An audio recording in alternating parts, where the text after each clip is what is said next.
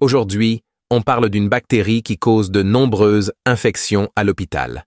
Bienvenue dans une nouvelle vidéo de Docteur Explique. Aujourd'hui, nous allons parler d'un genre bactérien très important en médecine, Enterococcus. Les entérocoques font partie de la flore normale de l'intestin de l'homme et de nombreux animaux. Ils peuvent aussi coloniser la bouche, les voies respiratoires supérieures, le vagin ou la région périnéale. Ces bactéries sont halophiles, ce qui signifie qu'elles poussent sur un milieu contenant 6,5% de NaCl, et elles tolèrent des conditions de chaleur qui les rendent relativement résistantes en environnement. Ces caractéristiques expliquent en partie leur capacité à persister dans les milieux hospitaliers.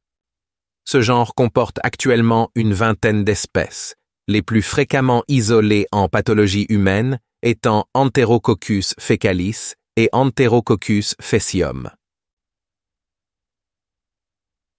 Les entérocoques occupent une place importante en pathologie humaine.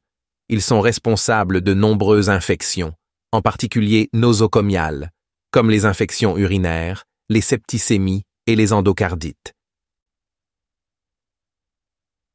Ils posent souvent un problème thérapeutique, car ils sont naturellement résistants à la plupart des bêta-lactamines, comme l'oxacilline et les céphalosporines, et peuvent acquérir un haut niveau de résistance aux aminosides. Heureusement, ils restent généralement sensibles aux glycopeptides. Cependant, des souches résistantes à la vancomycine, notamment chez Enterococcus faecium, sont de plus en plus rapportées dans les infections associées aux soins. L'émergence de ces résistances est liée à l'utilisation des glycopeptides, tant en thérapeutique humaine qu'en médecine vétérinaire. La prévention des infections repose sur le respect strict des règles d'hygiène en milieu hospitalier, ainsi que sur le dépistage du portage fécal chez les malades fragilisés, notamment en réanimation et en oncohématologie.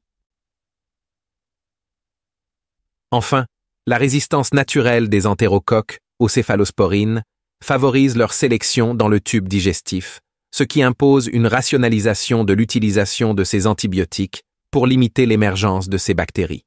Voilà pour les entérocoques, un genre bactérien très important en médecine. Nous espérons que cette présentation vous a été utile. N'oubliez pas de liker, partager et vous abonner pour ne rien rater de nos prochaines vidéos.